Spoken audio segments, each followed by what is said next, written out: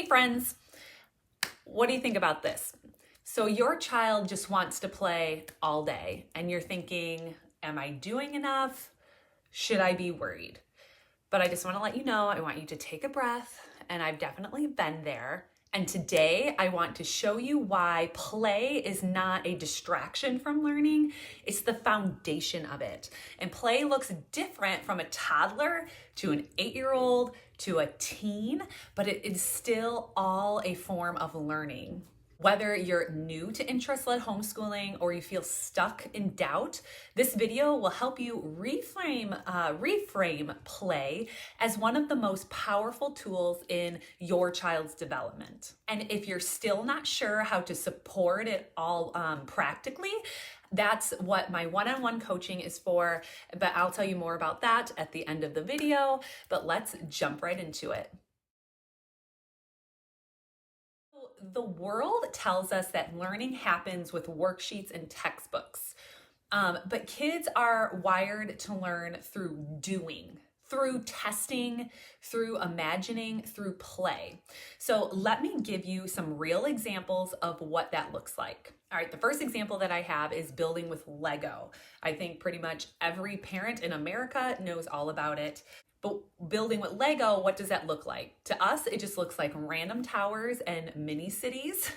I definitely have tons of it in my dining room behind me. My kids just love making little towns and little cities. But what is that actually teaching them? Making those Lego cities is teaching them engineering. It's teaching them spatial reasoning, symmetry, planning, and patience.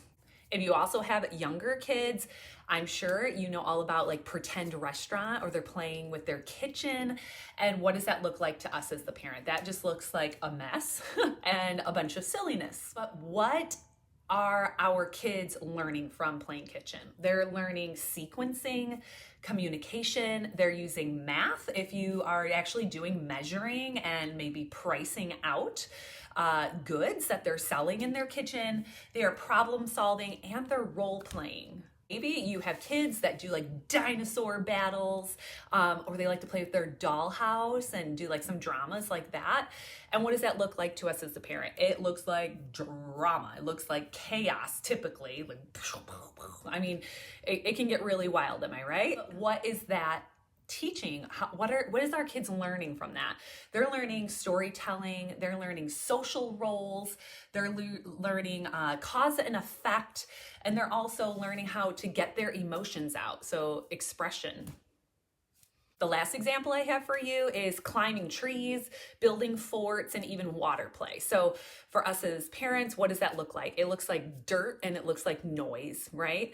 But what are they learning? They're learning physics, they're learning risk assessment, they're learning gross motor skills, and they're learning development, or gross motor skill development, and then also persistence.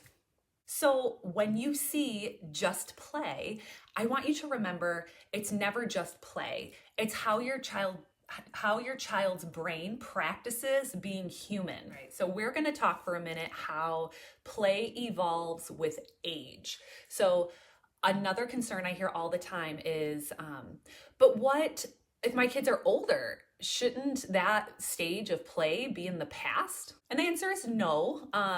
Here's the thing, play doesn't stop, it just transitions. So toddlers play to explore their senses and cause and effect. They are building towers and they are knocking it down over and over. If you have elementary kids, they're playing with big imaginations to make sense of the world around them.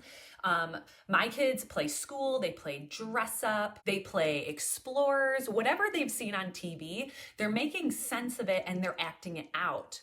But I also have tweens. So tweens, I find, at least my daughter, they like role playing, they like writing stories, they love Minecraft and building empires, and then just acting out social themes. So with my 12-year-old daughter, what she's doing right now is she loves writing stories. She loves writing scripts, like TV episodes, and having her friends and her cousins act them out.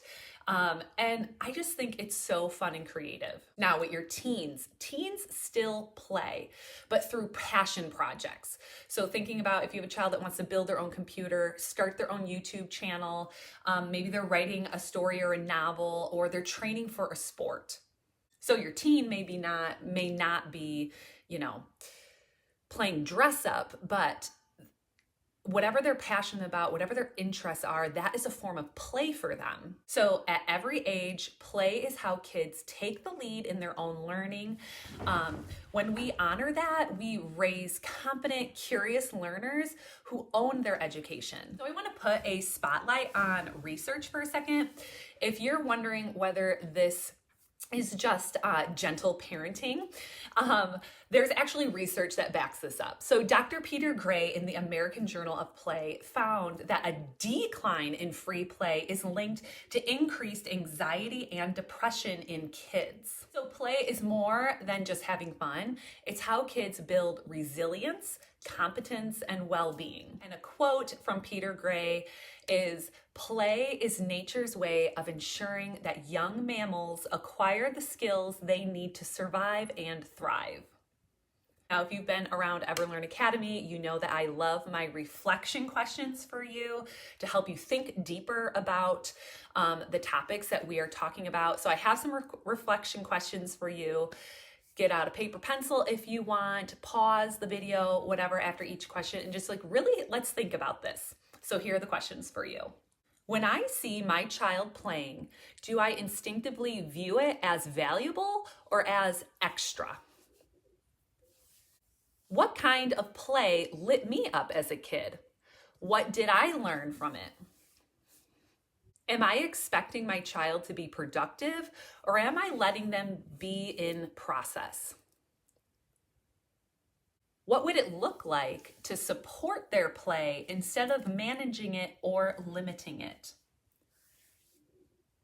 So I find these reflection questions to be really powerful. I walk through these types of questions with my one-on-one coaching clients. If you want help applying this to your real life, check the link in the description below. So your job isn't to direct the play. It's to make space for it to deepen. So if you're feeling like you need to direct your child's play, I want you to try these tips instead. The first one is to set the stage. So I want you to offer open-ended materials. So cardboard boxes, costumes, kitchen tools, nature treasures, whatever your kids can just get in there and touch. Next, I want you to ask curious questions. So that could be something as simple as, what's happening in your game today? Then I want you to step back and just observe. So let them lead, let boredom happen. That's when creativity really kicks in. And then after that, I want you to notice patterns. Are they playing store every day?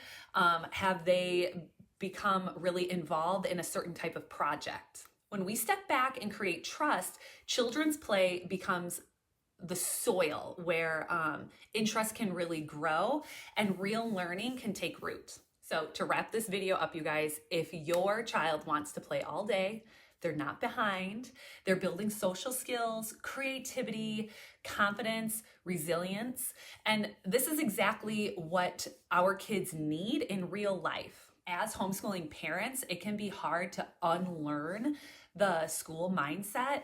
It's taken me years, and still from time to time, I will have my doubts, and that's totally natural, but you don't have to figure it out alone. So if you are interested in one-on-one coaching to help you build a child-led homeschooling rhythm that works for your family, if you're feeling unsure, overwhelmed, or you're just curious, I would love to walk with you on your homeschooling journey. If you are brand new to homeschooling, I have a free ebook you can download to get started, and an online course for even more support to get you off on the right foot. That's all listed below. And if this video really helped reframe play for you, please like this video and give it a thumbs up to help support Everlearn Academy. So I'll see you in the next video, you guys. Bye-bye.